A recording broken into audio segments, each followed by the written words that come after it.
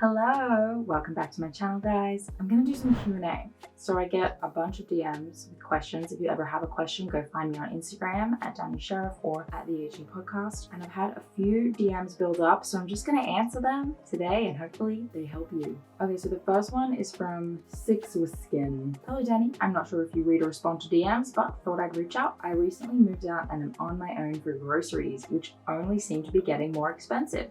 True. Do you have any recommendations for food or meals that support HA recovery on a budget? So the good news here is that food that is healthy for you is not always necessarily expensive. Yes, would it be great if you could always buy organic, grass-fed, yada yada? 100%. Would it be awesome if you could eat whatever foods you wanted, even though they might be expensive, like a ribeye steak that can be like $30 a pound, or whatever fruits and vegetables are not in season. But the trick really is to just eat what's in season and eat what's cheap in abundance. I've done this my whole life, honestly. You know what? That's not true. When I was in the deepest of my diets, what's funny is that I would spend more money trying to eat less food, like low-fat things, the leanest meats, weird products that are like low calorie but taste like the real thing, right? Like PB Fit powdered peanut butter and weird stuff like that, like things that actually make you not feel well. But I'd happily spend more money on something that allows me to eat less calories in order to feel more full. It's wild, right? Now is the time to do the opposite. All the things that you used to avoid that were actually rather inexpensive are now in your arsenal, right? So those like cheaper cuts of meat, right? Like chucks, and they have different names in different countries. Stew meat, essentially, like big things of ground meat, and like whole chicken is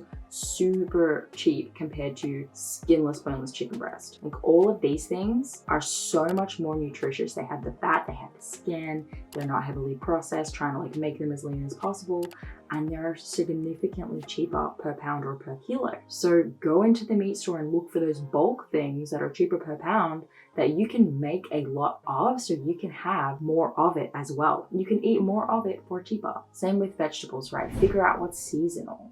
Fruit and vegetables.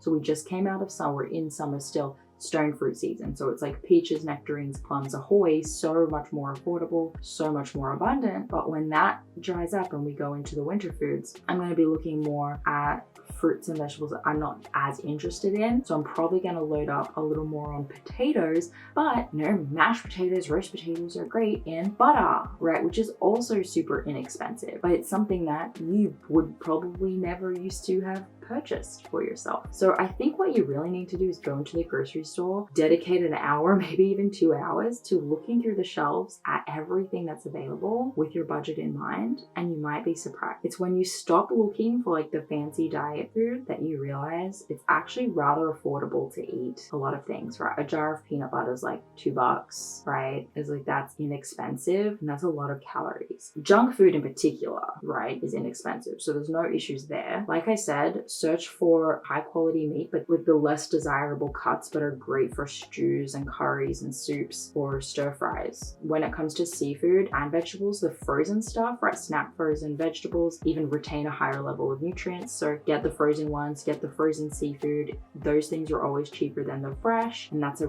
really easy, inexpensive way to get on top of your nutrition. I hope that helped, guys. Eat seasonal, eat cheap, eat whole food, and you'll be good. Okay. Iris asks, hey, I've had HA for a little over a year. I'm a student and I have a part-time job, which forces me to walk around and stand a bit during the day. I'm scared this is prolonging or even stopping my recovery. I've incorporated weightlifting as I've been weight restored for a while and wish to build some muscle. I was wondering if you have any thoughts. Is it impossible to recover while being active, but making sure to eat plenty? Or am I being completely counterproductive? So I'm going to answer this in a few different orders. Okay, first of all, is it impossible to recover while being active, but making sure to eat plenty? Yes. For many people, it is. For a small amount of people, not so much. Depends on your history. How long have you had HA? Do you have a history of other eating disorders? How depleted is your body? All that stuff. And in particular, how stressed is your body? Or am I being completely counterproductive? So you actually gave me your age in this, and you're quite young. So I want to say that due to your age, you can't possibly have had HA for over 10 years. But so that just means that I do believe you can get your period back while having an active job and just eating enough. Absolutely. muscle, eat, and you should be able to. Some things that you did say though is, I've been weight restored for a while and I wish to build some muscle, and so I am still working out.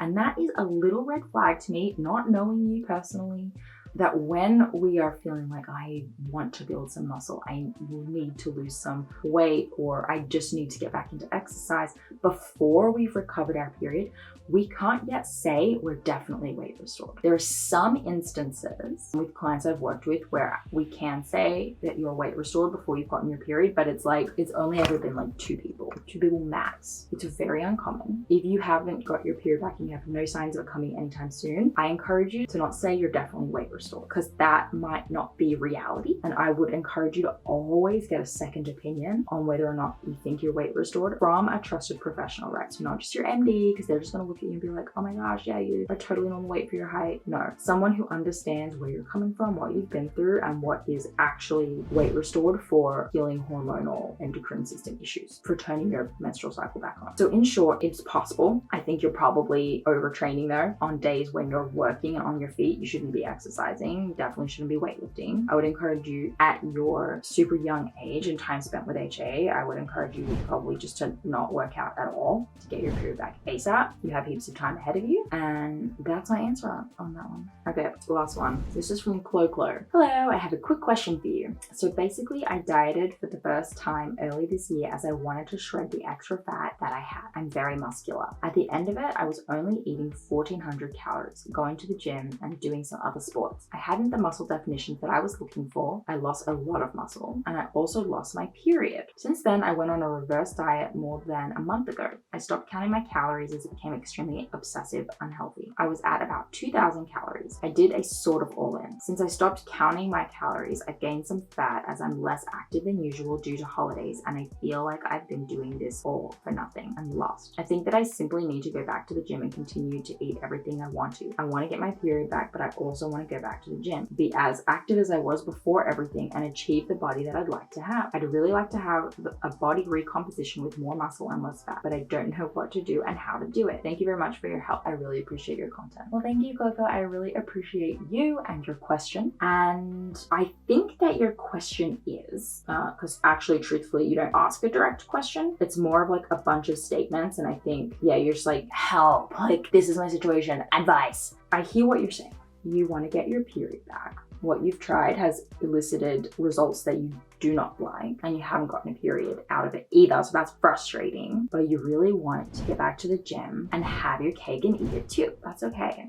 Everyone here listening feels the exact same way. And what I appreciate about your message is that you are articulating exactly what you're thinking and feeling, okay? You have articulated that so well. Like, this is an example of a journal entry that I want everyone to try. Like, what is the thing you want? But now it's time to look at it for what it really is. You have not yet addressed the need to control your body and make it look how you want it to. There has been no mention here of feeling better, of being in a healthy state, of having a better relationship with your body. You're still tied very much to being a certain body fat percentage and a certain like muscular aspect, and you're afraid to let that go. There's certain stages that you have to go through in this process of like acceptance, and right now you're at an early stage of acceptance. You know, you did a sort of all in. Look, I don't have your height and weight. If you're muscular, if you have a history of training, you went down to 1,400 calories, which is just way too much. So you probably flatlined your hormones completely. You brought yourself up to 2,000 calories, which is very unlikely to be sufficient for you. It was probably enough calories to get some things to improve for you, but not enough to get your period back. And since I stopped counting my calories, I gained some fat as I'm less active than I usually do due to holidays. And I've been doing all this for nothing. So stopping your calories and having gained some fat sounds like it's been a trigger. Sounds like it's been something that like has happened and that has been acutely upsetting. And that's probably somewhere where you need to learn to be a little comfortable for a while. Recovery is not easy. There is no way to get exactly what you want.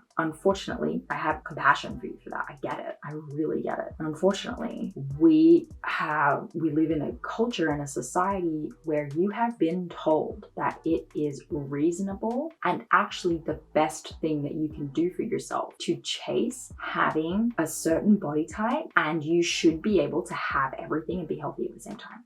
You should be able to have your health have your libido, have your relationships, all that. You should be able to have all those things, and that's not reality. Reality is you make choices, and right now, you know, you're edging yourself towards recovery. It's something that you want deep inside, but on the surface, the desire to be aesthetically pleasing to the norms of society is just like still too strong. And right now, what you need to do is potentially pause and get to work on that, because I think that you're fighting against the information that is like, you might be too lean and you might be exercising too much. And I think you're fighting and you're holding on too hard to that, and you might need to look at that for what it is first and go through the grieving process. That is the acceptance of that. I hope that was helpful. I know it's probably not what you wanted to hear. You probably want to hear, you know, just track your cervical mucus and your temperature and eat enough and you should be good. But that's, I would hedge a bet that if we took your temperature, that it would be pretty low and that you would have pretty little cervical mucus, and that we need to build that back up. That's my intuition, because if you are very muscular and you're an average height and you're gaining an obscene amount of body weight quickly, it's a sign that metabolism's low, right? So I have a hunch, just based on the things that you're saying, that that's the situation, and that we need to pause and do a whole relationship with our body and food thing. Because if we're not willing to let that go, the mind knows what you want and it will work with the intentions of weight loss, not with the intentions of recovery. I hope this was helpful. Thanks for hanging out with me, guys. If you liked this, please subscribe. Please head to my channel, my Instagram, or in the comments below and ask your question. I'd love to answer it on a future episode. And I hope you'll have a really great day.